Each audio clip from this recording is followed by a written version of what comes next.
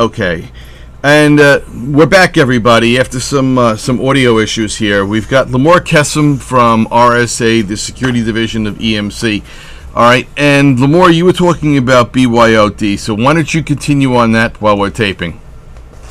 All right, no problem. So I was just speaking about the security problems that rise when employees plug in their own devices into the network. So I'm going to continue and say that the security administrators responsible for enforcing corporate policies really don't stand a chance before all these changes and the rush of new devices into the network. If we take it a level down from security to the straight hardware and infrastructure, then this is really happening fast, while the majority of enterprise networks are caught unready for BYOD, for mobility, and even virtualization.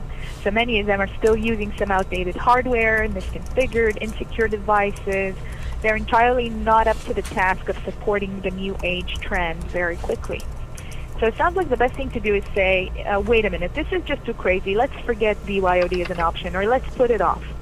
Well, the thing is, Joe, beyond this new trend, it's just not going away.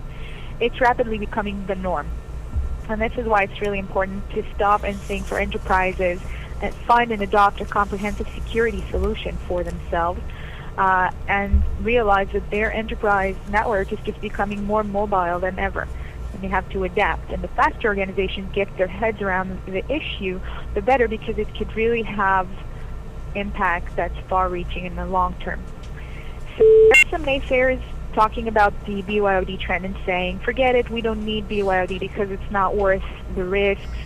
And they're saying that their network activity concerns that it would be foolish to go that route. So the naysayers are saying, well, personal devices can infect the network and expose the organization to the threat of cyber attacks. And then you have the supporters saying, well, then you have BYOD, that employees take the laptop home, do whatever they wish, and bring it back, so what's the difference? The risk of them using their own devices to browse dubious sites is lower, because they're going to be more careful because it's their own device and they want to take care of it. And they're saying it's actually better that they have their own device. So you have the naysayers saying, well, work hours are being spent watching videos or playing games or clogging up the network with video streaming and so on, and the productivity in the office is also less visual. Because when someone is on their smartphone now, you don't know if they're having a personal activity or is it work. And so this is saying, well, BYOD makes for more blurring of the lines between work and personal life. And productivity comes to people in different hours, and the employees that are constantly connected at the fingertips work more at the end of the day.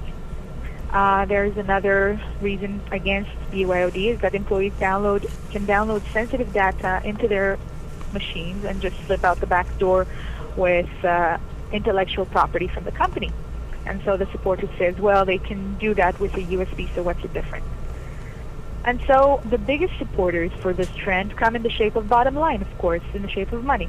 And at a recent Gartner Infrastructure Conference, a keynote speaker was saying that the new policies towards BYOD are saying do it because it saves us money. It can save money and costs in IT spending and IT support. So for one, employees buy their own devices, so the enterprise gives them maybe some money at best. Some don't reimburse them at all. And two, the maintenance.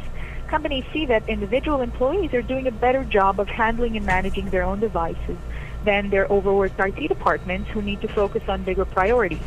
So they're saying, we're saving either way, let's go with BYOD, we'll absorb the risks. And so forward-thinking organizations now realize that if they want to open up to the use of private devices on their network, but at the same time have to make strategic plans, put them in place, what do they have to do? So I'm going to give you a couple of short pointers on that, and we can close the session.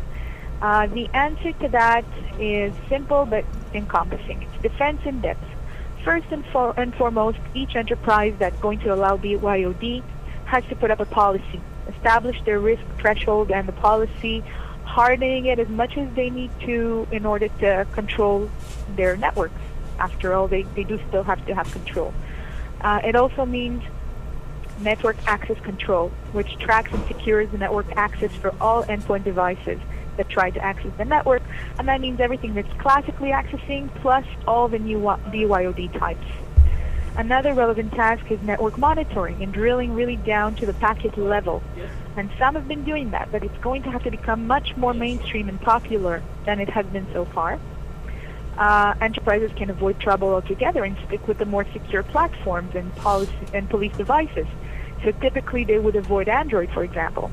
And this platform's name has come up a lot with relation to malware. It really is the most open, has the most malicious apps at this time.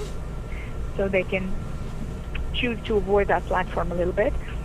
And mobile device management that will allow them to remotely locate, lock, and wipe out lost devices, wipe the information, enforce timeouts, screen locks, tell their employees to put pins and passwords, be able to check and see if a device AV is enabled, have remote device management, use encryption, patch it from a remote, from the administrators, of course, and also remotely install and remove applications in case they know that their network was infected. So, in conclusion, the most important is not to ignore BYOD. It's happening, and it's happening right now. And nothing is worse than doing nothing or thinking they can wait it out. It's a galloping challenge, and it has to be handled at the present. So that's about it, Joe. No, Limor, that was a terrific presentation. And I'm a little annoyed that the audio wasn't as good as it was, so that people listening live couldn't benefit from this completely. Although I'm getting feedback from some that some can hear it, so I'm kind of wondering what's going on out there. You came in crystal clear here, so the recording will be fine, and we'll blast that out to everyone later on today. That was an excellent presentation, and I think what you were talking about this morning is going to resonate over and over again with a number of different speakers that are coming on the program today through their individual talks. So you covered, and you actually opened up something that a lot of other people are going to be talking about, and you went over it very well. So thank you very much, and I do appreciate that. Thank you. Okay,